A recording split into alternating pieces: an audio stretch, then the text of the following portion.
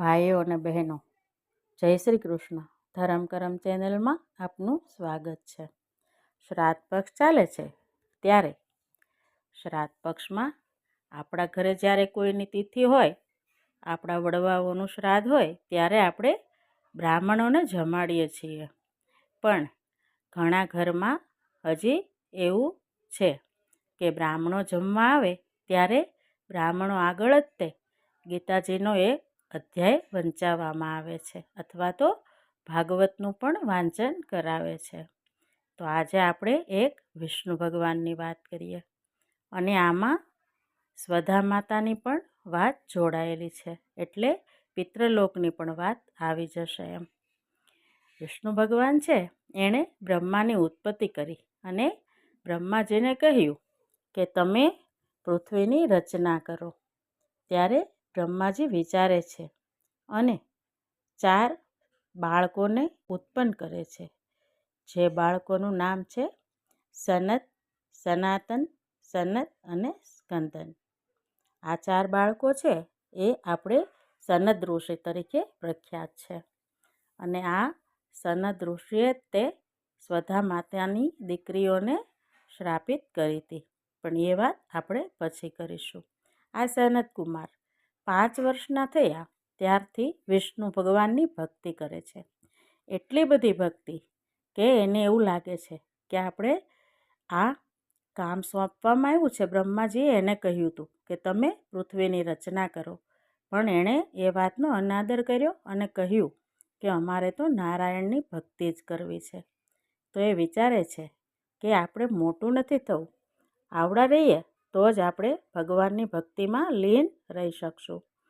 જો મોટા થઈએ તો આપણને લોભ, પ્રલોભન, આસક્તિ એ બધું આપણી સાથે જોડાશે અને ભક્તિ નહીં થાય. એટલે એણે ઘણી બધી ભક્તિ કરી અને વિષ્ણુ ભગવાનને પ્રગટ કર્યા. વિષ્ણુ ભગવાન કહે છે, માગો કુમારો, તમારે શું જોઈએ? તો એ કહે છે, અમે 5 વર્ષના બાળક બની અને પૃથ્વી ઉપર ભ્રમણ કરીએ અને તમારું નામ સ્મરણ કરીએ, તમારી ભક્તિ કરીએ. તો કહે છે કંઈ વાંધો નહીં. પણ નારાયણે પૂછ્યું, એવું શું કામ? મોટા થઈને પણ ભક્તિ થાય? તો કહે છે, ના, એ બધા બંધન છે. કામ, ક્રોધ, લોભ, મોહ, અને એમાં ગયા પછી માણસ ક્યારેય ભક્તિ કરી શકતો નથી. કોઈ જીવ પણ ભક્તિ કરી શકતો નથી. એટલે અમારે આવડું જ રહેવું છે. અને બીજું વરદાન આપો કે તમારા દર્શન માટે વૈકુંઠમાં અમે આવીએ ત્યારે સદૈવ તમારું દ્વાર ખુલ્લું હોય અને અમે જ્યાં જઈએ ત્યાં બધી જગ્યાએ વિચરણ કરી શકીએ, અમને કોઈ બંધન નહીં. તો ભગવાન તથાસ્તુ કહી અદૃશ્ય થઈ જાય છે. સનત કુમારો છે એનું વિચરણ કાયમ ચાલુ જ રહે છે. કોઈ એક જગ્યાએ સ્થિર રહે અને ભક્તિ કરે એવું નથી. આવી રીતે એ અલગ અલગ જગ્યાએ રહી વિષ્ણુ ભગવાનનું ભક્તિનું માર્ગ પસંદ કરી અને વિષ્ણુ ભગવાનની ભક્તિનો પ્રચાર કરતા, નારાયણની ભક્તિનો પ્રચાર કરતા અને અખાડાની પણ એણે સ્થાપના કરી હતી. ઘણા સમય પછી એને એમ થાય છે કે વૈકુંઠમાં જઈએ અને નારાયણના દર્શન કરીને આવીએ. ત્યારે એ ચારેય ત્યાં જાય છે. તો નારાયણના દ્વારપાળ તરીકે જય અને વિજય છે, એ એને રોકે છે. ત્યાં લાંબી બહેસ ચાલે છે.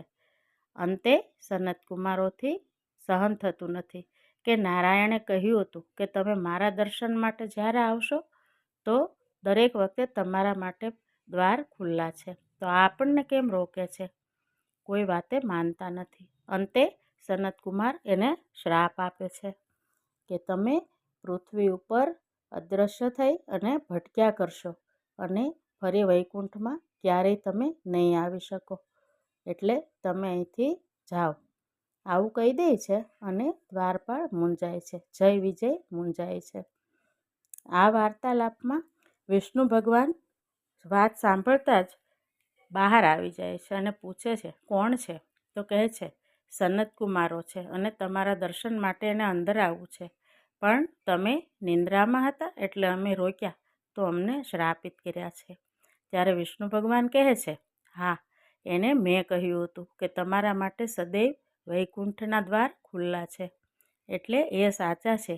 પણ તમે બંને સાચા છો, કારણ કે તમે મારા દ્વારપાળ છો, એટલે તમે તમારી ફરજ બજાવી છે, એટલે હું તમને શ્રાપમાંથી મુક્તિ અપાવીશ. પણ શ્રાપ મિથ્યા નથી થતો, એટલે એનો અલગ રસ્તો અપનાવવો પડશે. તમે મૃત્યુલોકમાં 3 વખત મારા શત્રુ તરીકે જન્મ લ્યો, અથવા 7 વખત મારા ભક્ત તરીકે જન્મ લ્યો. આમાંથી તમને જે ગમે એ પસંદ કરો, અને એમાંથી ઉદ્ધાર થશે ત્યારે તમે પાછા જયને વિજય બનશો. તો જય વિજય કહે છે 7 વખત જન્મવું એના કરતાં 3 વખત સારું. એટલે કહે છે 3 વખત તમારા શત્રુ બની અમારે જન્મ લેવો છે. આમ વિષ્ણુ ભગવાનની વાત સ્વીકારી અને એ પૃથ્વી ઉપર હિરણ્યકશ્યપ અને હિરણાક્ષ, બીજી વખત રાવણ અને કુંભકર્ણ, અને ત્રીજી વખત શિશુપાલ અને દંતવક્ર, આવી રીતે 3 વખત એના શત્રુ તરીકે જન્મ લે છે. અને 3 વખત ભગવાન નારાયણ અલગ અલગ રૂપે એનો ઉદ્ધાર કરે છે, અને અંતે એ વૈકુંઠમાં જય વિજય તરીકે એના દ્વારપાળ તરીકે પાછા પધારે છે. આમ આપણે વાત કરીએ છીએ સનત કુમારની.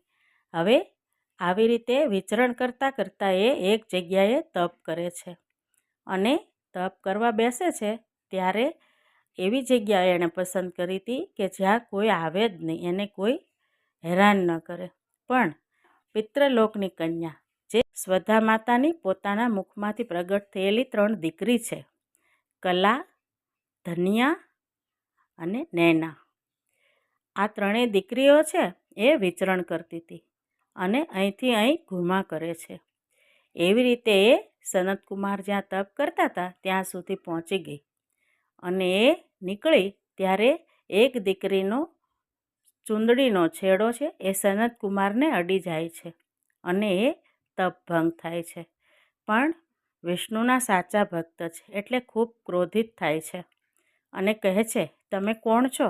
અમારું તપ ભંગ કરાયું છે તો અમે તમને શ્રાપ આપીએ છીએ કે તમારે ત્રણેયને મૃત્યુલોકમાં જન્મ લેવો પડશે અને મૃત્યુલોકમાં રહેવું પડશે. 3 દીકરી છે સ્વધા માતાની, એ એકદમ મૂંઝાઈ જાય છે અને ઉપર આવે છે પાછા. આવી અને સ્વધા માતા આગળ રડે છે, તો કહે છે શું થયું? તો આખી વાત કરે છે, સનત કુમારે અમને શ્રાપિત કરી છે. તો એ કહે છે વાંધો નહીં, પણ તમારે પ્રણામ કરી અને પાછું એની આગળ માગવું જોઈએ કે આમાંથી થોડું ઓછું કરો, કારણ કે અમે પૃથ્વીલોક ઉપર મૃત્યુલોકમાં ન રહી શકીએ, અમે તો પિતૃલોકના રહેવાસી છીએ. તો એ પાછી જાય છે અને રડતા રડતા માફી માગે છે અને કહે છે આમાંથી કંઈ ઓછું કરો, અમને માફ કરી દો. ત્યારે સનત કુમાર કહે છે અમારું પદ ભ્રષ્ટ થાય, જો શ્રાપ આપેલો હોય એને પાછો લઈએ તો અમારું સત્કર્મ પણ નાશ પામે, એટલે એ શ્રાપ પાછો ન લઈએ પણ એમાંથી થોડીક મુક્તિ અપાવીએ તમને. તમે 3 મૃત્યુલોકમાં જશો ત્યારે તમારા 3ના ઘરે તમારા પેટેથી 3 દીકરીઓ અવતરશે, જે મૃત્યુલોકમાં સતી થશે અને ખૂબ સારા કામ કરશે, અને એના હિસાબે તમારું નામ પણ યુગો યુગો સુધી પ્રચલિત થશે. આવી રીતે નૈનાવતીને મા પાર્વતી, ધનિયા છે એ કીર્તિ બન્યા, એ રાધાજીના મા બન્યા, અને કલા છે એ સોનૈના બન્યા અને સીતાના માતા બન્યા. આવી રીતે 3ના ઘરે આવી દીકરીએ જન્મ લીધો અને મૃત્યુલોકમાં એનું નામ રોશન કર્યું. પછી એનાથી આગળ 3 માતા અને એની 3 દીકરી યુગો યુગો સુધી નામથી અમર થઈ. આમ સનત કુમારનો શ્રાપ હોવા છતાં પોતાના પુણ્ય બળે એ શ્રાપ ઓછો કરાવી અને પુણ્યના કામ કરે છે. આ હતી સ્કંદ પુરાણ અને વિષ્ણુ પુરાણમાં આપેલી એક વાત. હું જાણતી હતી એ રીતે મેં રજૂ કરી છે, તમે પણ સાંભળજો.